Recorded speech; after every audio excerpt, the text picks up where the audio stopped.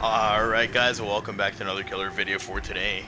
And today we have a very strong build in my opinion. I'm sure you've heard in the past, I've talked about how slugging is the best strategy in this game in my opinion, and this is a build that's going to revolve completely around it with one of the strongest killers in the game, so let's get right into it. First off, we have Nurse's Calling. Whenever somebody's healing within 28 meters of me, I can see them and whoever is healing them. Next up we have the Hex the Third Seal, and this is really the crux of this build. This is a Hex Totem where, as long as it's up, every survivor you've hit with a basic attack will permanently have the blindness effects applied to them. What this means is basically they can't see any auras, including auras of their survivor friends who are downed. So essentially what you can do is you can just continue slugging people over and over again, and assuming they're not survivor friends, of course, they're not going to be able to find each other and easily pick themselves up to try and reset the game. So this perk is just amazing if you're trying to go for slugging, but of course it is a Hex Totem, so it does run that risk of being broken later on. Next up we have Sloppy Butcher. Sloppy Butcher applies the mangled status effect whenever somebody gets hit by a basic attack, and essentially what this means is it's going to take longer to heal people who are on the ground, and it's going to take longer for them to reset if they do find each other after I've slugged them, of course. And with Nurse's Calling, Sloppy Butcher is just a great combo since the heals take longer, it gives you a much longer time to see them. And for our last perk, we have Deer Stalker. Now you could run Knockout in this place in case Hex of Third Seal gets cleansed right away, and Knockout basically just makes it so survivors can't see each other on the ground unless they're within 16 meters of each other. But I really want to put shine a spotlight on Deer Stalker, because this is a really fun perk. I like it a lot. I don't really run it too often, but especially if you don't have many good perks, Deer Stalker is always a nice one to have, because if you leave somebody on the ground, it's very easy to find them, because their aura will be revealed to you within 36 meters of them. When you're standing within 36 meters of them, rather. Now for our add-ons, again, pretty basic add-ons. We have Origami Crane for slightly increasing the haunting power recovery speed, and the Shiawase Amulet for slightly increasing the haunting duration. But anyways guys, let's get right into the video. Well, very difficult map for a very interesting build. The upside about this map is it has decent totem spawns. That's a bad one. That's not a good totem. Let's just take a look and make sure. See how fast I can expect to lose this totem. Ooh boy, that turn's gonna last all of 2 minutes. Alright, I'm gonna check the killer check here though. I hear it on, so I'm just gonna phase her immediately. With the amount of progress it has, there has to be at least 2 people on it.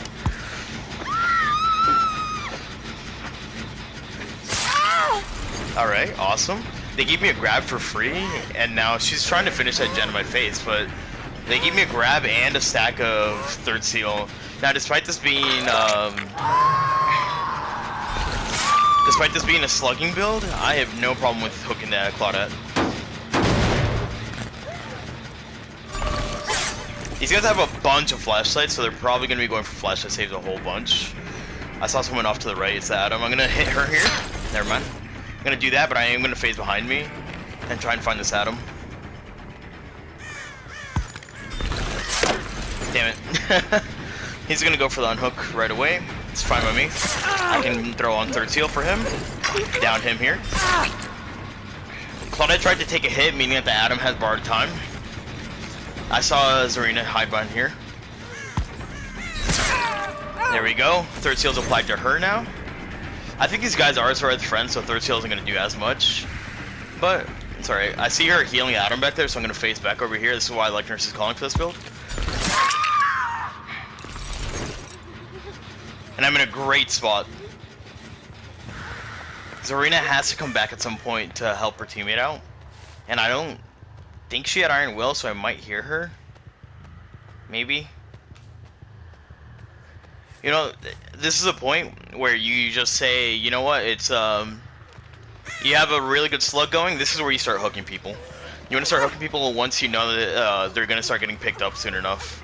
And I know that these guys are most likely survivor friends. Someone just got picked up. I think that might have been Unbreakable, actually. Yeah, I think that was Unbreakable. I think the Claudette's going to come back through the killer shack to try and get this unhook. Maybe not. Alright, I'm gonna phase here so Claudette doesn't know what I'm doing.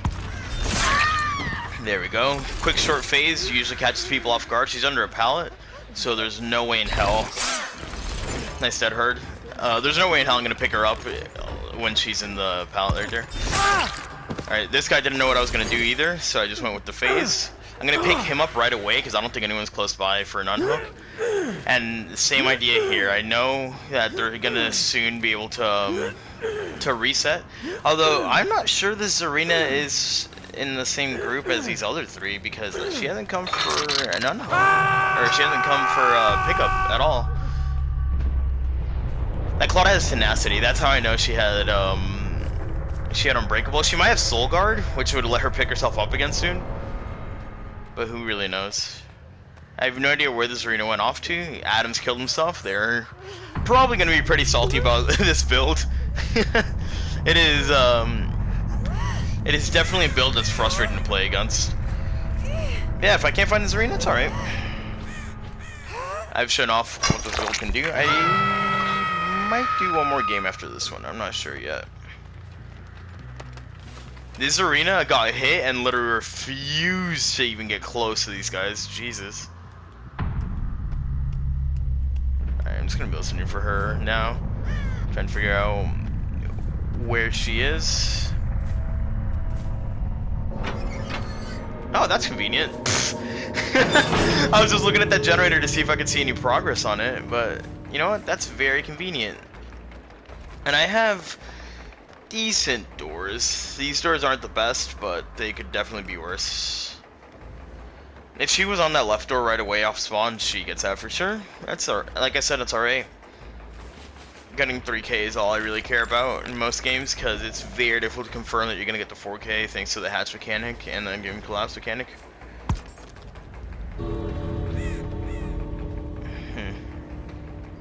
I'm gonna look back while walking over to this other door, just so that if I see her, I can just go for an easy down.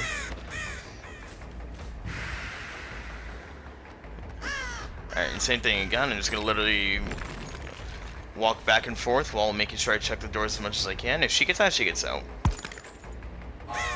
Ooh, she gets out here. Almost like an interrupter. Oh, I interrupted her! Oh, I interrupted the door! You know what? Yeah, I'll let her out, actually. I don't have any hooks nearby to begin with, and I feel kind of bad because this is a really damn good build.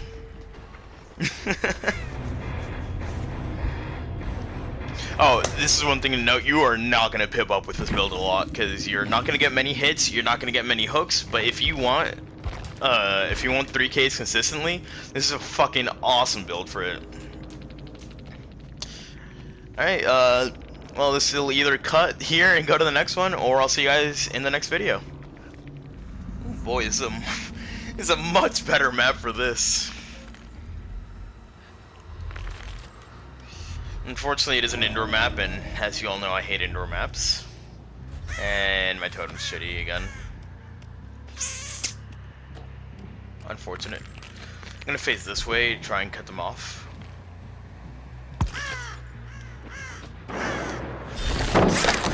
Alright, so I saw there's two of them on it. That's nice. This Quentin has sprint burst. Okay, good to know. I'm gonna show my light on one way here and then fade back the other way towards this Meg. Oh my god, I just didn't see her. There we go, easy hit. So I'm gonna walk this way and phase back this way, thinking that she might have tried to double back. Well, she tried it. Didn't really pay off, but she tried it. I'll kick this, keep it at 0, and I'm gonna kick this pallet as well because it's an annoying pallet, even though it's not that great. It is kind of annoying. I didn't see where that other skill check they missed was, unfortunately, so I don't know where they are. It's above me. Alright. I can definitely hit my face from here. They might not expect me to be coming up here yet.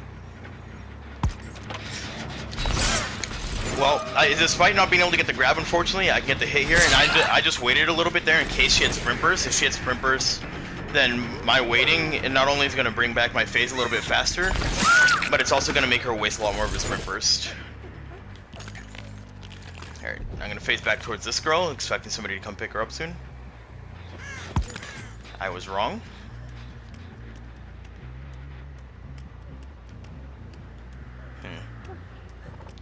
This girl is tenacity. This might be a Claudette just like the last one.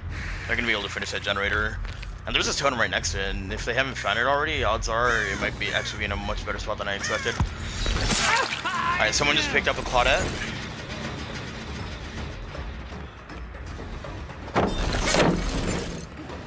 Well done there, dropping the pallet early. That was very greedy of you, sir. Now I can kick his generator. They're going to be working on the generator upstairs right now, probably. That's what I would do, at least, if I was them. And thanks to third seal, it's going to make it really hard for these guys to get reset. Oh, that's actually a great spot. What the fuck? Never mind. That totem spot's fantastic. And that's where the last person who isn't hit by third seal is right now. Yep, there's a Claudette. Did he drop down yet? Yes, he did. This Quentin had sprint burst, so I know that he's already used it up. Damn it. There we go. Third seal is applied to him. He goes for the stun. It's fine by me. I'm gonna try and cut him off here. Okay. I didn't expect him to be where he was, but that's fine. Alright, these guys have zero clue where the last two guys are, and here I see where these are. I'm gonna phase right here right away and try and cut them off. There we go, Claudette is down. And this build's a really great showing of why slugging is so nice in Dead by Daylight. Instead of having to deal with perks like Decisive Strike and Borrowed Time and shit like that, I can just literally leave them on the ground and then one-hook them later on. Alright, she's gonna try and pick up that Claudette, but the Claudette isn't fully recovered yet. Oh no, she's not, she just kept going. Oh, that's a misclick, my bad. Doesn't matter, she made a mistake here and now she goes down for it. Claudette just picked herself up again, she definitely has Soul Guard. Second time she's picked herself up. The reason she can continue doing so is because Soul Guard basically lets you pick yourself up infinitely until the totem's or if you're hexed by a totem. And of course she's hexed by a third seal right now. How did she know where he was? That's a weird one.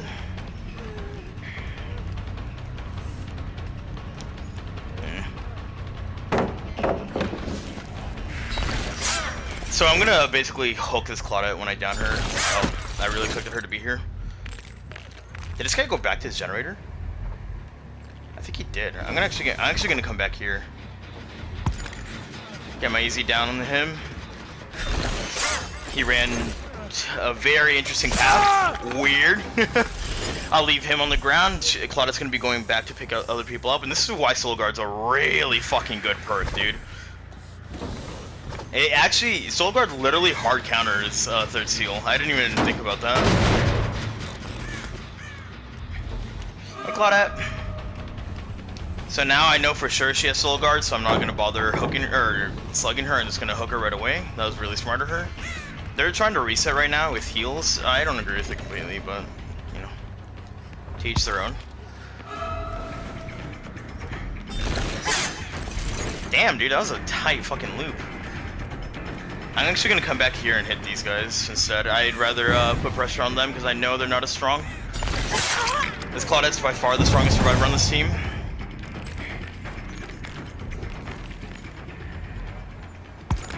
Case in point. Dead hard to nowhere. Yeah, it's really weird how this Claudette has been consistently picking people up. It's strange. I think she definitely is a story with friends with somebody else. At least the Dwight, I think. So I'm gonna come around this way to rotate towards the hook, because I haven't come this way before. Or not the hook, the generator. I'm gonna kick this generator again. I want to keep it at 0 as much as I can because they want to keep pressuring it, which is fine by me. Claudette's probably gonna be running back for the Meg, even though she would have no way of knowing where she was unless they're just survived friends. But just goes to show how strong survived friends can be. This is one of the strongest strategies in the game, and survived friends literally just completely counters it. All right, so since I see him on nurses here. Since I saw this guy on nurses, I knew he was within 28 meters, and the Spirit's chair radius is 24 meters, I think. Basically, I knew that he wouldn't he was just barely in my tear radius, and I'd be able to get the down off of it. He just picked up a mag. I didn't realize I was looking in the pallet there. They just picked up the mag, so that means that there's at least 2 people on this side of the map. Alright, again, I see nurses, so I immediately just go into my phase, come here for the down.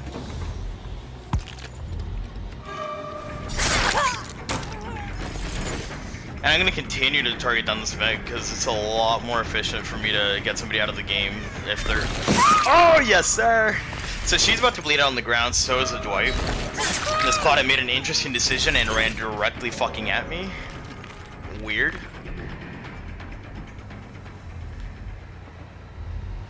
I don't hear her. Where is she? Okay. This is a very safe pallet. Alright, now Quentin showed me where he was. I'm gonna fake my phase right here. Hope that she maybe slow vaults this pallet. Nope, but she did walk over here to allow me to drop down. And okay, she just went back upstairs. I'm gonna listen for her footsteps when I come upstairs. Did she? Oh no, she came back over here. Nice. This Claudia's very good. I've been very impressed with what she's done so far. I want to see if she'll double back one more time. No, she's gonna keep going. I'm gonna just phase after her then.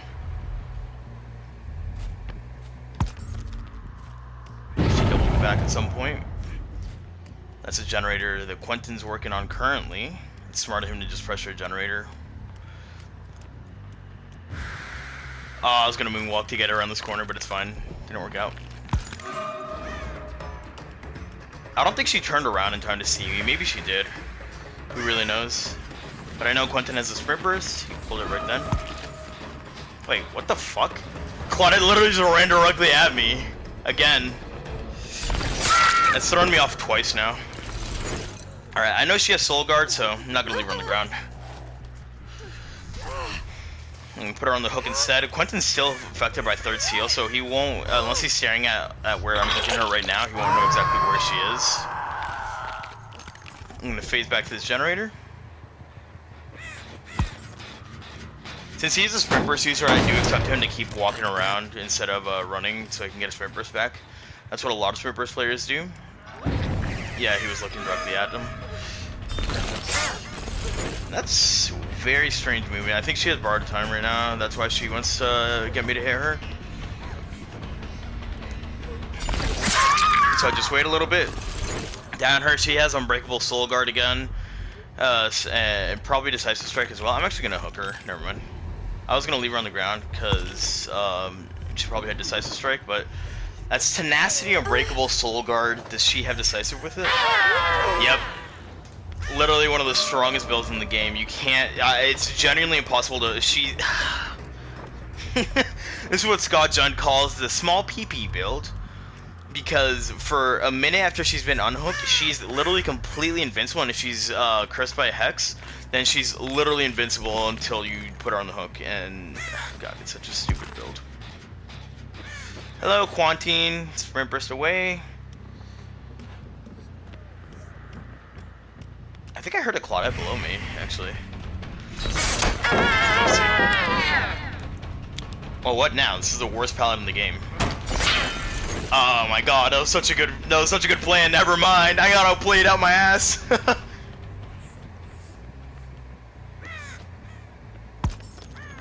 If he didn't have the flashlight to blind me, he would have 100% fucking been screwed there. She thinks I'm gonna hook him, I guess? I don't know, she ran directly at the hatch. I don't agree with it. This is what we call a W warrior.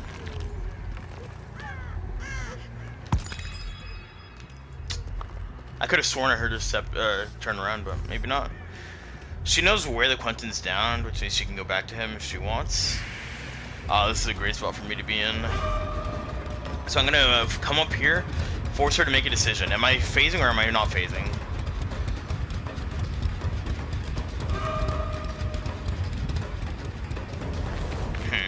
I'll fake the phase that time, and then I'll go for it this time for real. Yep. No more Unbreakable, no more Soul Guard, no more Tenacity. Quentin can get the hatch if he wants, I don't care, because this girl's running... Oh, maybe not. If she doesn't wiggle, then I can get her close to the hatch, which means I can close it.